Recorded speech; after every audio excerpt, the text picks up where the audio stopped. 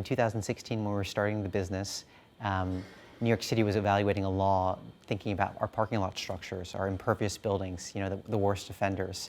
All this rainwater is hitting these sites. Effectively, there's nowhere for that water to go except for our infrastructure.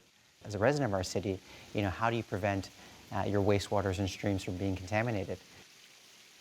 My name is Sulman Usman. I'm the president of Adaptive Green. Adaptive Green was founded in 2016 to help our cities deal with climate change and mitigate stormwater management.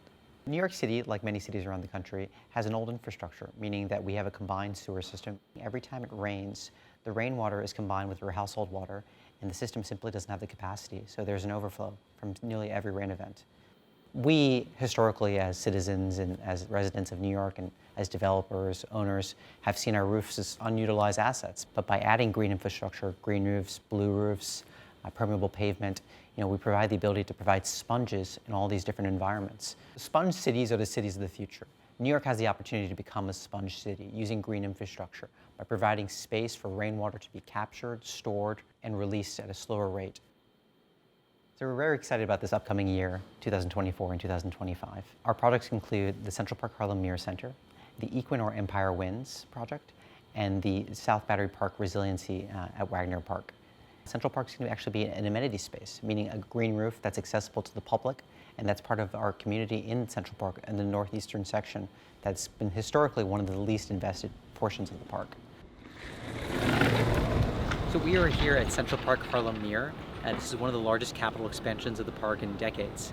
Adaptive Green will be performing the green roof installation on the concrete surfaces that you see behind you. Eventually this will become a green roof that's accessible to the community, and you can take a run on it.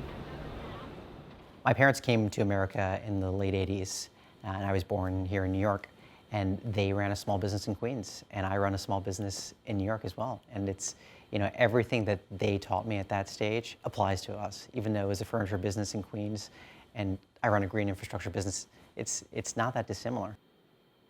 Accompany Capital has been a vital partner for us. As we seek to retain and grow our business, that is the challenge. As a small business, you want to find partners that recognize your potential for growth, recognize your potential for change, and Accompany Capital has been that partner for us. The most exciting factor of working in New York City, you're in New York City, so you have every opportunity in the world, right? The impact that you make is everlasting. I mean, if I look around of New York and we see the United Nations, Central Park, these projects, they'll be there forever, right? It's nice to think about, as a born and raised New Yorker, that you've had a thumbprint somewhere. I don't know if Adaptive Green will last forever, but these projects will.